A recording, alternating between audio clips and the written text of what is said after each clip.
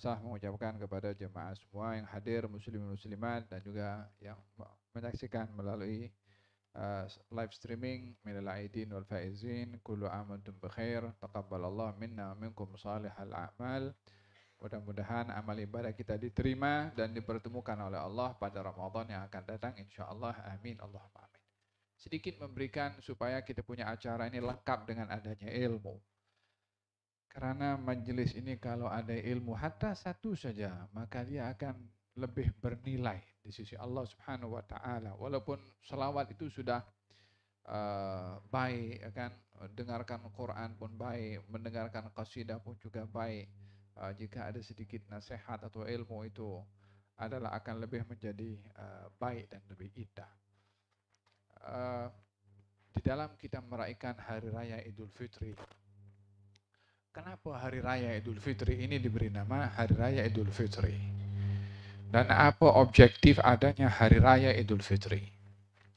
Idul Fitri ini dalam Islam ada dua hari raya, Idul Adha dan juga Idul Fitri. Hari Raya Idul Adha dan Idul Fitri ini disyariatkan di Madinah, menggantikan dua hari raya yang pernah ada di Madinah yang namanya Nairuz dan juga Maharajan. Ada dua hari raya dahulu yang dilakukan oleh orang-orang Arab yang terkait dengan berhala. Maka baginda Rasulullah bersabda, Allah menggantikan untuk kamu hari raya yang lebih baik, yaitu Idul Fitri dan Idul Adha. Ditukar oleh baginda Rasulullah Shallallahu Alaihi Wasallam. Dua hari raya yang terkait dengan berhala digantikan dengan dua hari raya yang terkait dengan Allah Subhanahu Wa Taala. Maka dengan demikian usaha atau langkah yang diambil oleh baginda Rasulullah untuk merubah dua hari raya yang batil itu dengan hari raya yang hak, memberikan kepada kita satu pengajaran bahwa di dalam kita merayakan hari raya ini, jangan sampai kita ada perkara yang batil. Jangan ada perkara yang mungkar, jangan ada perkara yang maksiat. Karena objektif hari raya ini diadakan adalah untuk menggantikan perkara yang batil, menggantikan perkara yang mungkar. Maka janganlah hari raya yang kita rayakan ini berubah juga dengan hal-hal yang mungkar atau hal-hal yang maksiat, dengan aktiviti dan acara yang mungkin bertentangan dengan syariat Nabi Muhammad SAW. Yang kedua, hari raya ini diberi nama Hari Raya Idul Fitri. Fitri ini fitrah, merujuk kepada kesucian, merujuk kepada asal mula ciptaan manusia itu dalam keadaan fitrah.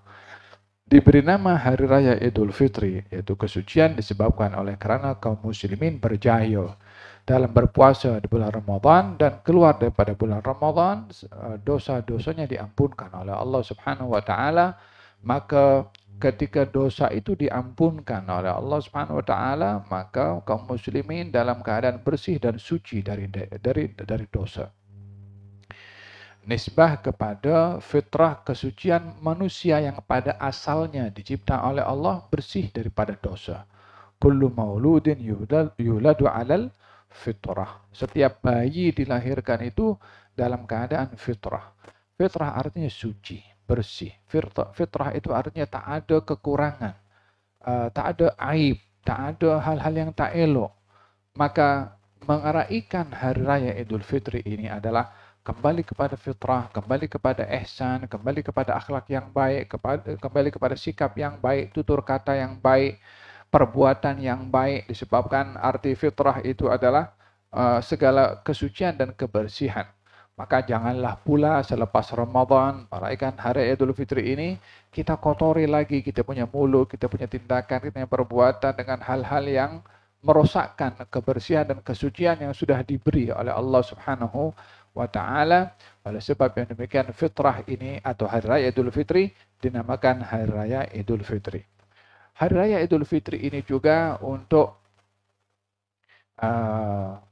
mempererat tali silaturahim sesama keluarga khususnya dan juga sahabat handai supaya terjalin hubungan yang baik.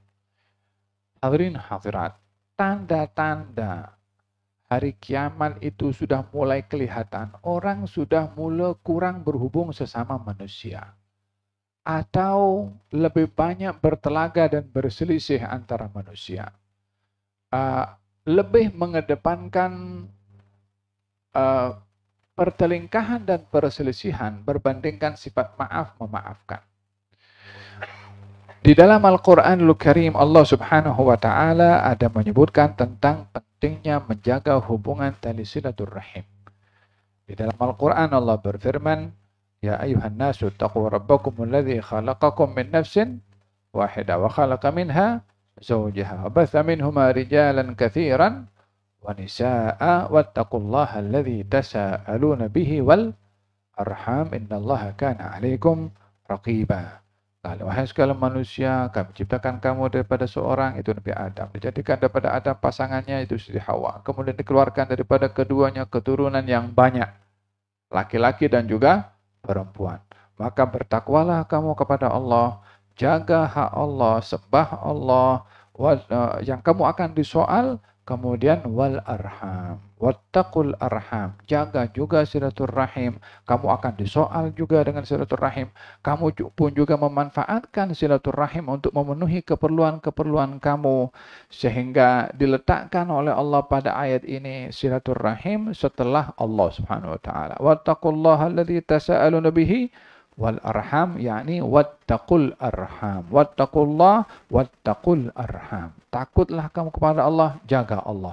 Takutlah kamu kepada silaturahim, jaga silaturahim.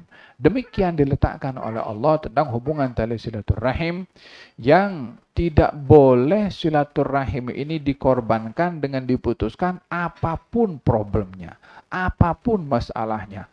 Kerabat kita curi duit, adakah kita putuskan tali silaturahim? Tidak. Kerabat buat jahat kepada kita, adakah kita akan lawan kepada dengan putuskan silaturahim? Tidak. Kerabat itu mengumpat, memfitnah, buat kes, adakah kita perlu memutuskan tali silaturahim? Silaturahim lebih besar daripada masalah yang dihadapi.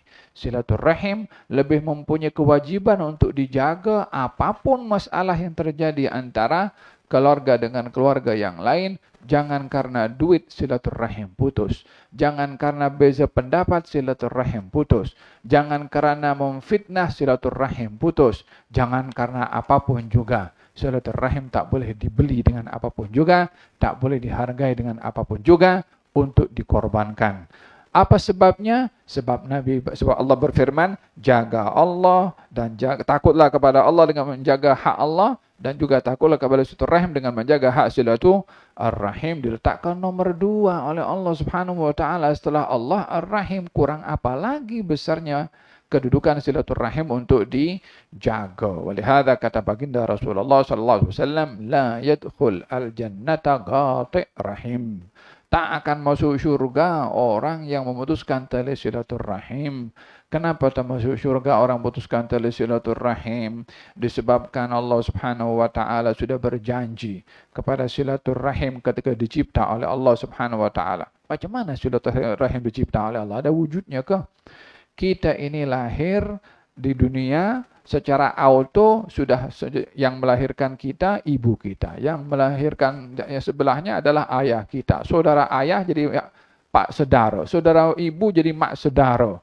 Bukan kita pilih, saya mau mak sedara yang seperti si fulan yang handsome tuh, saya mau pak sedara yang seperti fulan yang kaya tuh. Bukan kita punya pilihan, kita dicipta oleh Allah Subhanahu wa taala. Siapapun kita punya mak, siapapun kita punya ayah, itulah kita punya orang tua yang patut dijaga silaturahimnya. Saudaranya pun juga patut dijaga silaturahimnya, baik atau tak baik,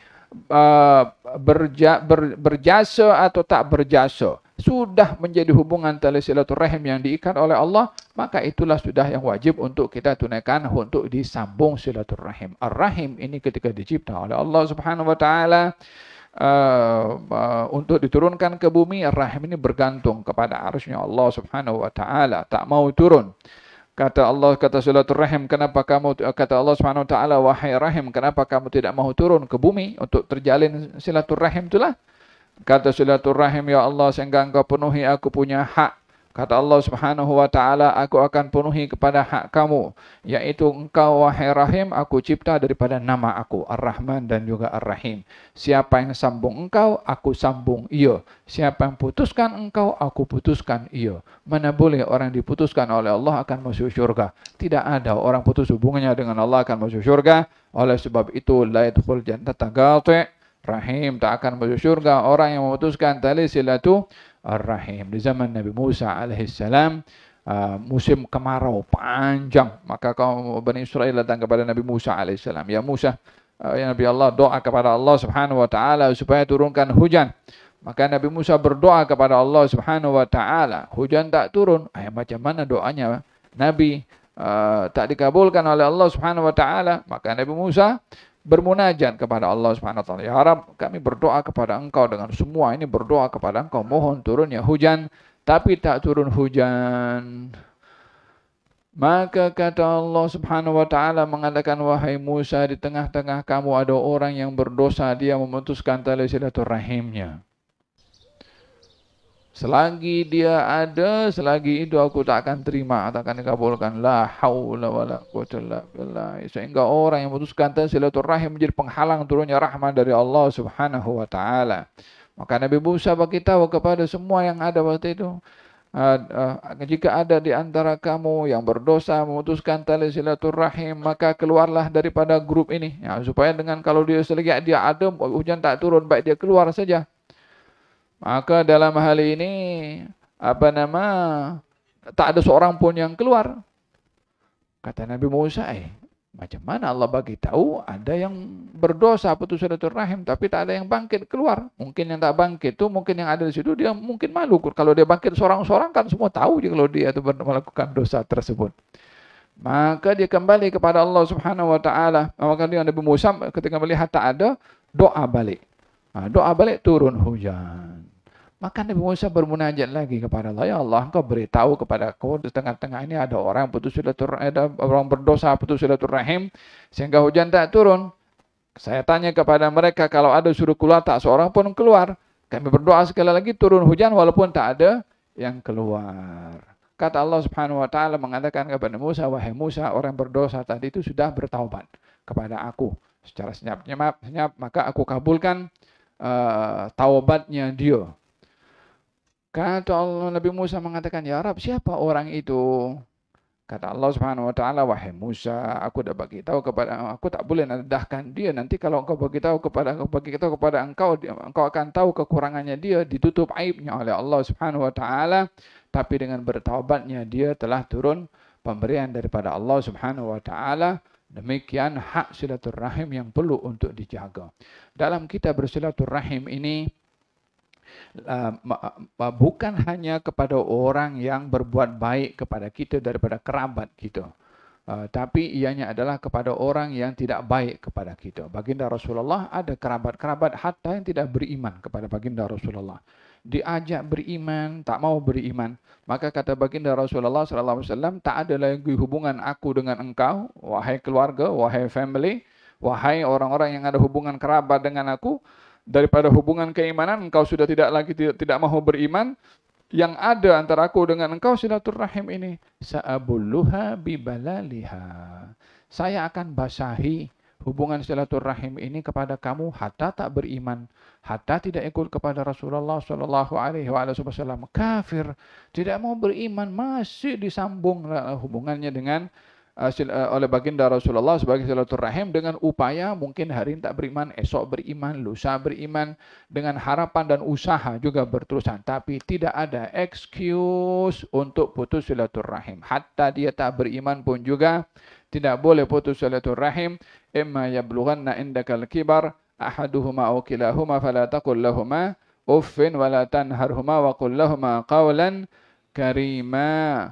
Wakhfid lahuma janaha dhulli minar rahmah wa qur rabbirhamhuma kama rabbayani shaghira. Diperintahkan oleh Allah Subhanahu wa taala, wa in jahadaka ala an tusyrika bima laysa laka bihi ilmun fala tuti'huma wa sahibhuma fid dunya ma'rufa wa sahibuhuma fid dunya ma'rufa. Kalau kedua orang tua kamu mengajak kepada kamu untuk berbuat kekufuran, ya, orang tuanya mungkin tidak beriman. Kalau mengajak kepada kekufuran, maka jangan kamu ikut. Penjahadaka, kalau mereka memaksa kepada kamu untuk melakukan kekufuran, jangan ikut. Tapi kalau suruh-suruh yang tidak kufur, kena taat kepada keduanya. Hatta orang bukan Islam, hatta orang bukan Islam. Orang tua bukan Islam, anaknya Islam. Orang tua itu kalau suruh anaknya berbuat baik, disuruh-suruh beli barang, kok apa kok, anak kena mesti taat pada orang tuanya, hatta bukan Islam. Yang tak boleh kalau suruh buat benda yang mungkar, benda yang maksiat. Ini orang tua bukan Islam, orang anak mesti taat. Apatah lagi orang tuanya orang Islam, orang baik, orang yang mendidik, yang bertanggung jawab. Mana boleh anak akan angkat suara di hadapan orang tuanya. Mana boleh anak itu tidak sopan pada orang tuanya. Jangan makan dulu hidangan makanan sebelum tangan orang tua dulu makan. Jangan minum sebelum orang tua dulu minum. Jangan duduk di kursi ataupun di mana saja karpet sebelum orang tua dulu duduk. Jangan hidangkan tuangkan minuman pada cawan sendiri sebelum cawan orang tua. Jangan hidangkan makanan di piring sendiri sebelum piring orang tua. Orang tua dulu dihormati, mereka orang tua yang wajib untuk didahulukan berbandingkan kepada orang-orang yang lainnya. Wahakala diperintahkan di dalam Al-Quranul Karim untuk menghormati orang tua. Baginda Rasulullah SAW bila datang ke rumah Siti Fatimah Zahra, beliau bangkit daripada kursinya, disambut dari pintunya, dibukakan pintu, lalu ditemani sampai ke kursinya Siti Fatimah dan duduk di situ, dicium keningnya oleh Siti Fatimah Zahra. Hormat kepada orang tua. Hari ini nampak orang tua datang daripada kerja, anak masih angkat kaki dengan handphone sebenarnya. La haula wala quwwata illa billah. Wa illa orang tua datang, assalamualaikum, anak masih duduk dengan tengok TV. Waalaikumsalam warahmatullahi wabarakatuh. Tanpa berubah untuk bangun sambut kepada ayahnya. Ini belajar di mana anak ini? Anaknya itu beragama Islam yang dibawa oleh Nabi Muhammad, yang diajarkan di situ hormat kepada orang tua atau tidak? Kalau kita tidak hormat kepada kita punya orang tua, tunggu nanti kalau kita punya anak, anak kita tak akan hormat kepada kita. Kita punya zaman sekarang orang anak lebih banyak sibuk dengan handphone berbandingkan dengan orang tuanya. Pergi makan bersama semua dengan handphonenya. Hatta ditemankan dengan handphone berbandingkan kita nak boleh sembang dengan orang tua. Sama juga kadang-kadang suami istri. Suami datang daripada kerja, istri masih chatting dia entah dengan siapa pula. Atau sebaliknya pun juga. Kenapa hal ini dirosakkan hubungan antara keluarga ini hanya dengan alat-alat gadget seperti ini? Adakah ini apa boleh jaminan kita untuk masuk surga? Yang berjamin masuk surga kalau kita baik dengan orang tua kita, baik dengan keluarga kita, baik sama pasangan.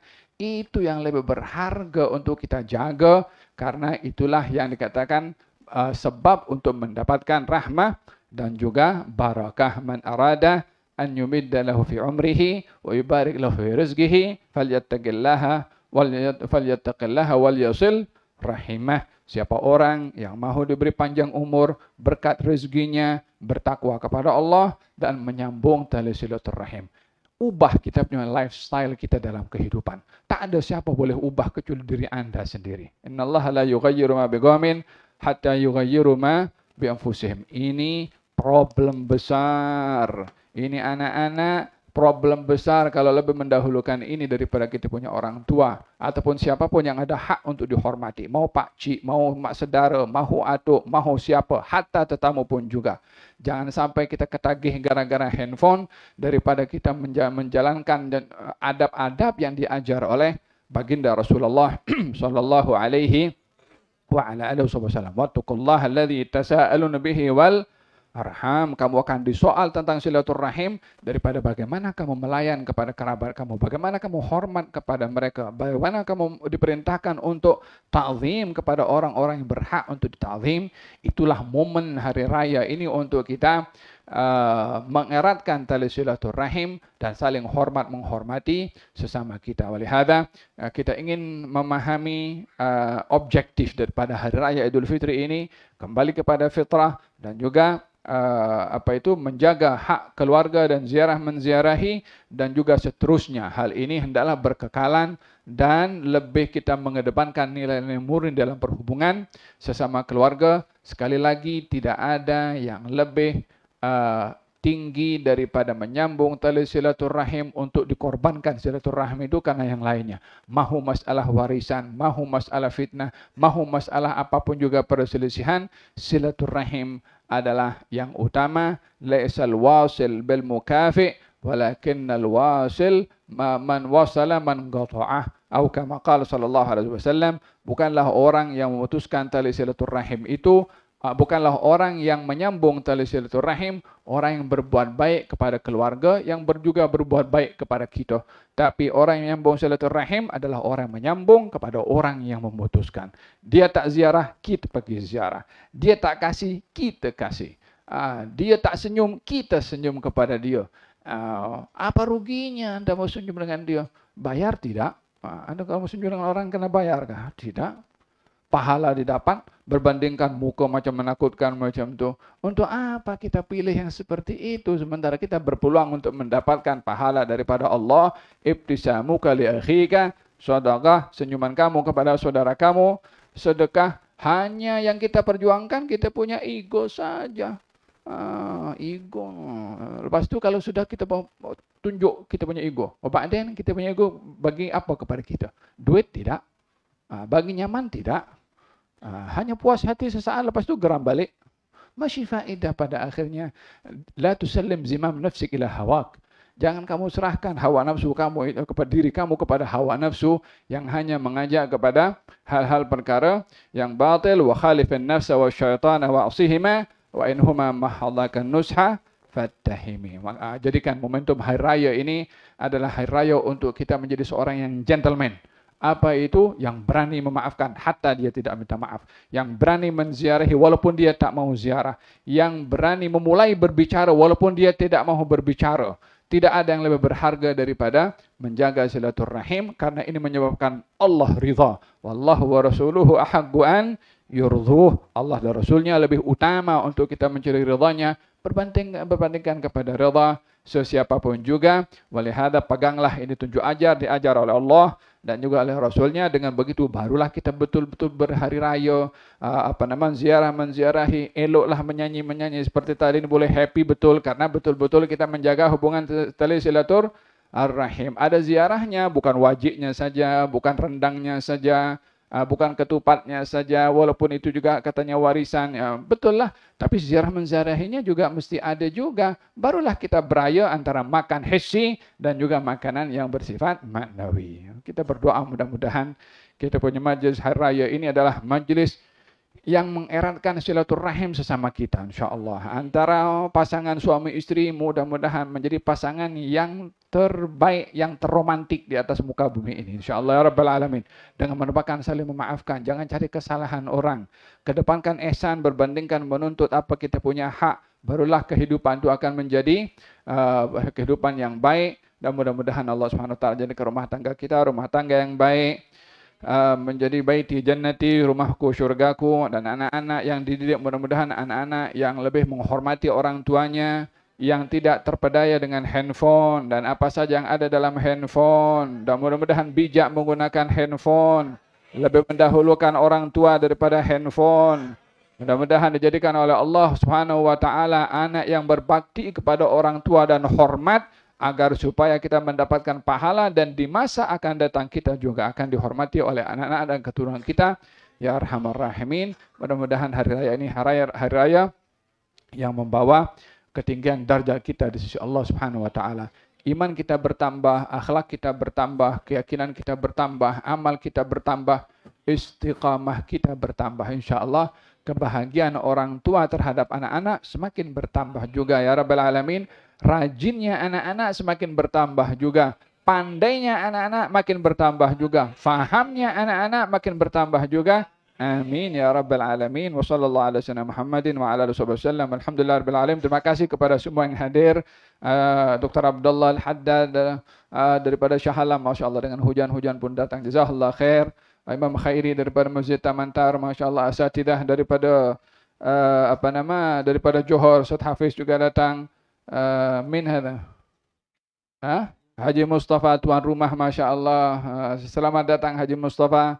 Masya Allah, daripada awal Haji Mustafa tak pernah miss kita punya majlis. Jazakallah khair. Dan semua hadir muslimat yang hadir di sini, Dr. Yusri, Masatidah, Ustaz Fikri, Wakil Datuk Abdul Hasan, Masya Allah.